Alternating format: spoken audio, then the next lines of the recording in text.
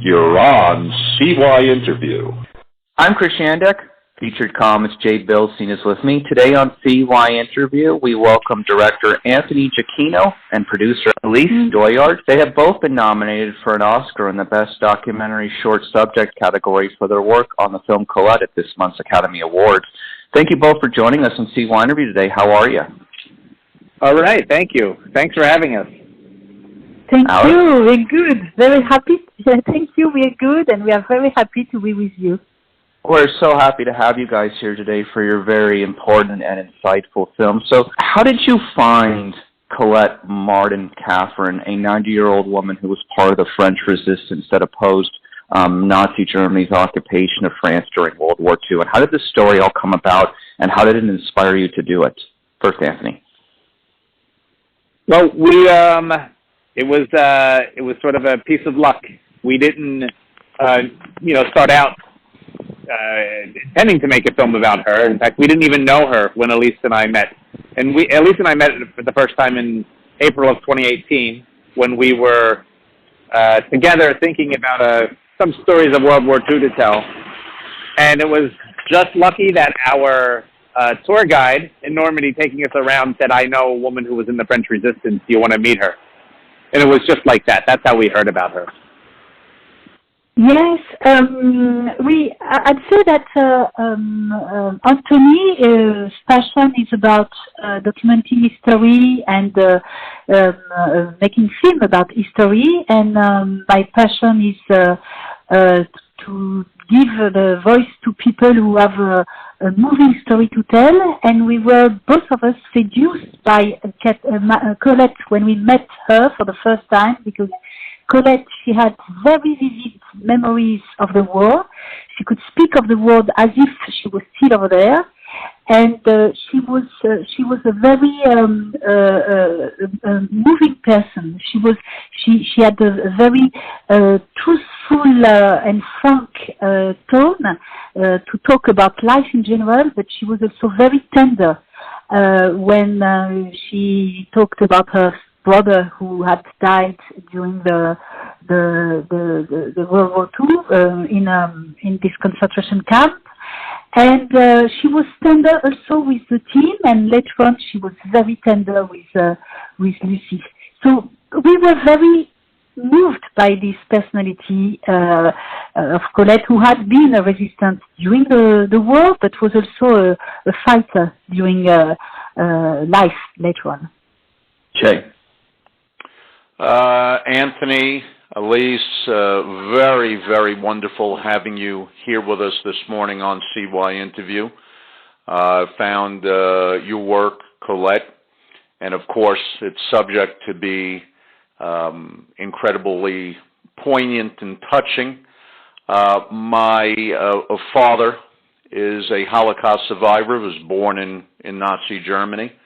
My family had a ranch, a farm there for probably 400 years, and because they were Jewish, were forced to flee, almost didn't make it out of Nazi Germany, and we had, both on my father and my mother's side, a number of people who died in the concentration camps and all, so this was particularly poignant to me, and also very, very impactful in the sense of I have not yet been able to bring myself to go to Germany to actually see these concentration camps and so forth.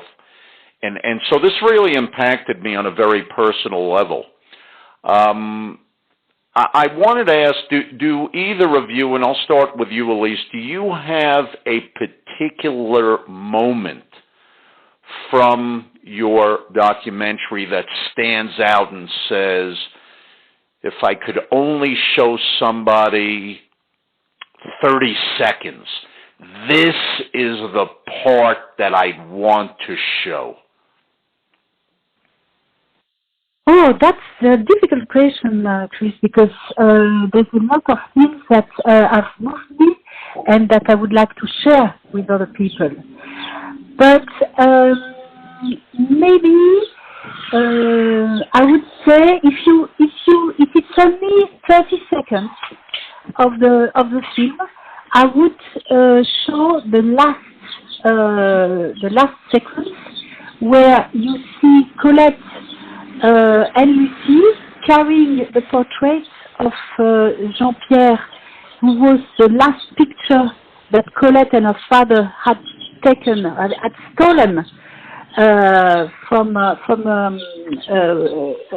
Jean-Pierre when he was already in jail just after he had been arrested by the Gestapo, but still in Normandy before he was sent to Germany. And so I would take this 30 seconds because it says that it's the final point of the documentary where I don't know. The final point of the documentary, sorry, where you see that Colette and Lucie they went all through the journey, and I'd like to add that this scene you can hear the Chant des Partisans, which is a very famous resistance song of World War II, and this song is there sung by my own daughters, and it's so they are young voices, and it means it says about what we wanted to do with this film, which is talk to young people and to say this time of history is important and it resonates for you today, and don't give up and be and go ahead with life. Anthony? I would say if I could only pick 30 seconds, I would pick the scene when Colette realizes she didn't bring flowers for her brother, because I think that illustrates, it illustrates her state of mind in the sense that, before that we're hearing about, well, I wasn't so close to my brother, and, and I was an idiot, and he was really the one that was doing stuff. So you're kind of thinking she's maybe a little bit ambivalent. And she realizes, right there when she's at the spot where he was housed, that she didn't have flowers, and she breaks down. And I think that you see her true emotions there, right? It's starting to crack, this idea that she's been trying to forget this period for 75 years. And for Lucy, also, she breaks down as well. And Lucy, who in the beginning of the film, I think, is bright-eyed and kind of a little naive about what this is all going to mean, I think realizes at that moment as well how hard this journey was going to be and what it meant. And it illustrates, because what the film is also doing, as much as this is talking about, sort of speaking to young generations, it's also really a tug and a pull and a push between these two ideas of embodied by Colette, this idea that she tries to forget the past to survive, and Lucy, who wants to remember the past to move on and survive. You could even say sort of as a species, right? As so that we don't do something like this again. And I think that it becomes very, very clear in that moment. It's interesting. This is such an incredibly rich documentary that, the question I asked you is not a question I like to ask, because for a film of this nature, quite frankly, I wish it was longer, not shorter. And you say 30 seconds, my God, but unfortunately we live in this world of Twitter and short attention spans, and in the world of business, people want to hear the elevator pitch. What's your idea? Give it to me in 30 seconds. And I think that's a sad commentary on where we are as a society right now. But I would say there were so many poignant parts to this film. My goodness, I look forward to watching it again. I'll tell you what hit me. It's interesting. I remember when Colette called herself an idiot, and she was talking about her brother, and he was unstoppable, and he could go through a wall, and talked about how her mother was incredibly brave and she kind of downplayed her bravery. But here was a 90-year-old woman, still looked strong, and I mean, in some parts she was not walking, but I remember when she originally met Lucy in her apartment, she's walking, she looks independent and living on her own. And she meets, I believe it was, and you good folks can correct me, the former mayor of Nordhausen, which was where the concentration camp was, and he gets up to speak. And she's sitting there listening, and at one point in time, and I'd like your opinion on this point, because this point was pivotal to me. He talked about Germany never letting these things happen again, but he spoke of Hitler's crimes, as if Germany didn't have culpability. In other words, well, they were Hitler's crimes. And when he said Hitler's crimes, you went to Colette's face, and I saw her face and attitude change, and then all of a sudden she said, I got to stop. No more for today. And I think at one point she even stood and hit the table, and she was done, and she wanted to be out of there. Did you folks, Elise, did you see it the same way? Is that what brought it to a close, his words? I think that the former mayor was talking of his childhood, and in German, and it reminded, it echoed some other moments in Colette's life when she of her own childhood in Nazi-occupied France, 1943, where she could hear so German around her, and it really brought her back to this time of her childhood where she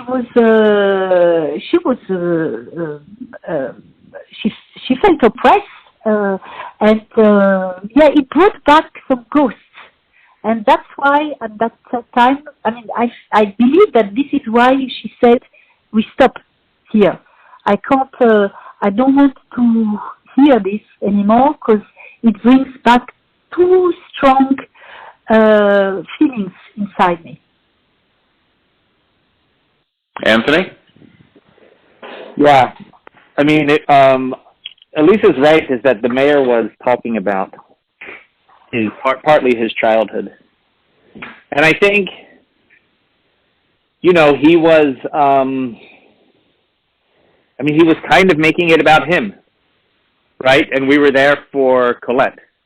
And he was, he just, whether maybe he wasn't reading the room, correctly, but Colette quickly picked up on that. And I think what Elise was saying, that this was her first time. This was our first night in Nordhausen. We wanted to go out. It was a long journey from France. We all wanted to go out and have dinner.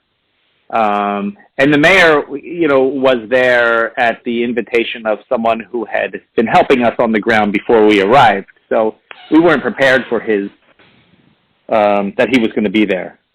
I myself thought, okay, he wants to say something. I just thought it was going to be sort of a nice, welcome to the city and whatever. But, you have to understand Colette's state of mind. She didn't want to ever go to Germany, and now here she was in a German restaurant, surrounded by German, and as Elise said, she just was brought back. I thought that here was a 90-year-old woman showing incredible fire and incredible passion, and what I thought is when she talked about how, her mother was the very, very brave one, and I believe her mother came from a family of military people, and I thought, wow, Colette, you were very, very brave. And I thought, but by the way, Elise, Lucy, did you folks go out and find Lucy? Lucy was the history student historian. Did you find her specifically for this documentary? Did that come about in another way? Yeah, we found her, but it was very meaningful. What I mean is, that we did call her but it was not by chance, in the sense that she was part of a group of historians writing a book about the 9,000 French deportees to Mittelbau-Dora, the camp we were going to visit.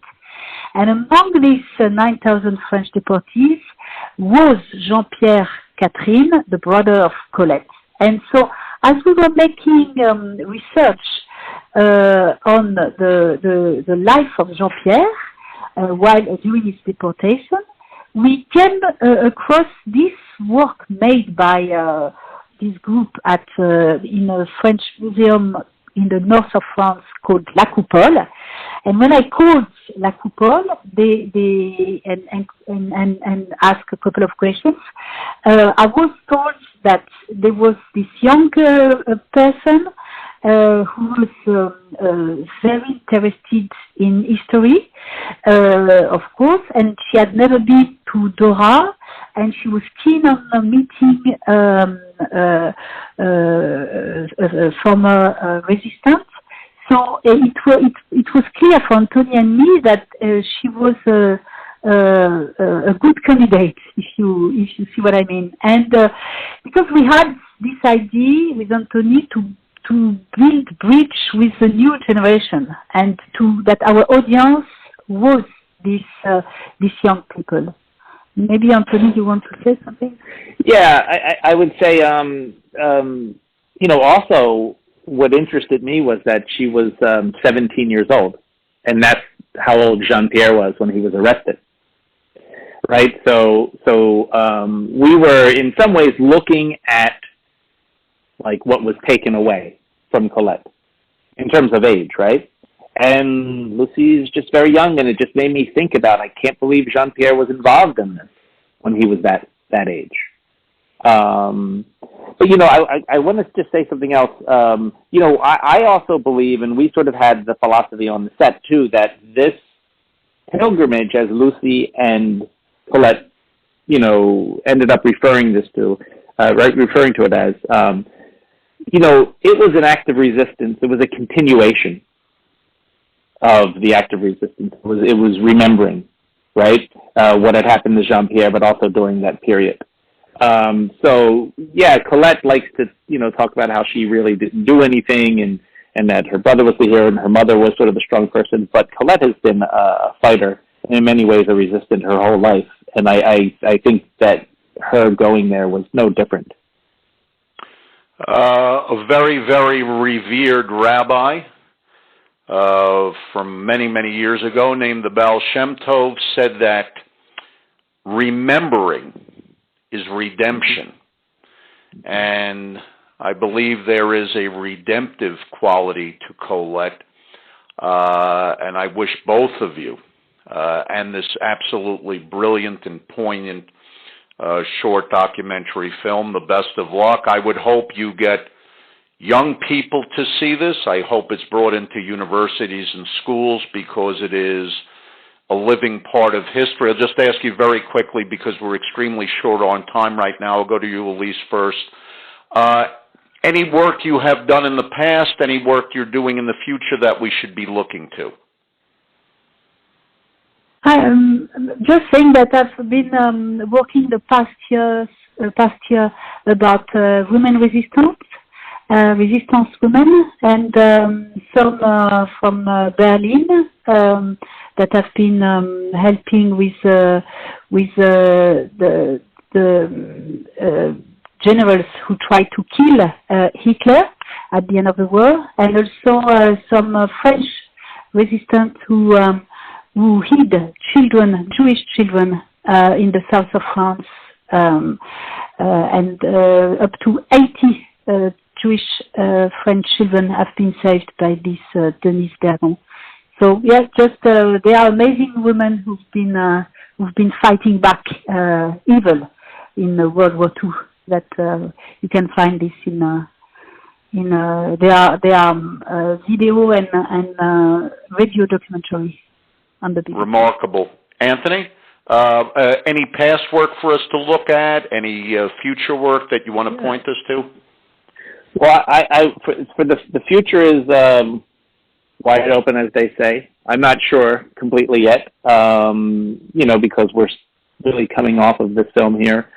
But something in the past, I think that kind of has resonance and is kind of connected is a film I did called The Camden 28, which told the story of a group of individuals who decided to protest the Vietnam War in the United States by breaking into a draft board and stealing all of the draft records. So people in this town of Camden, New Jersey could not be arrested. And it's again about, this idea of acting as an individual against a larger historical event. And just knowing that you could make a difference if you're willing to act. So I think that there's some parallel there. You could make a difference if you're willing to act. That's very, very interesting. That very, very, very impactful statement to end on. Chris? Anthony and Elise, final question for both of you. What would it mean to win the Academy Award for this? Anthony, I'll start with you. It would, the obvious is that it would bring visibility. It would bring greater visibility. I think that even more people would see it. But I've thought about this, and I think, you can say this, I think, about really each of the films that are nominated, is that, we're not like telling necessarily feel-good stories, right? We might look at that statue, whoever ends up being awarded the statue, and I know for me at least, I wouldn't be able to look at it without thinking that the reason I had that was because of this, horrific event in World War II, where millions of, that Jean-Pierre was, if he hadn't been killed and resisted and, like we wouldn't have known the story. So that sort of is how I look at it, right? It would be a wonderful honor, but it can't be completely, let's say, joyful or joyous. That sort of is my take on it. Elise? Mm-hmm. Yeah, I mean, if I take again this the history of the World War II and fight against Nazism and fascism, I would say that if this statue would talk about solidarity and how when you join forces as they did for the landing, as they did, as Colette did when she joined Resistance when she was young, and also as she does with Lucy, joining forces through generation while she's visiting the camp. And I would say that this talks about the solidarity and how united actions can do amazing things when we face a global threat, when we face problems, a challenge that touch the whole world, and we are facing currently this type of challenges. And that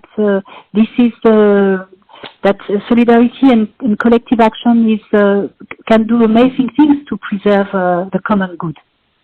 The film is Colette. It has been nominated in the Best Documentary Short Subject category at this month's Academy Awards. So for featured columnist Jay Bilstein, director Anthony Giacchino, and producer Elise Doyard, I'm Chris Shandak. Thank you so much, guys, for being on CYInterview. Hang on with us.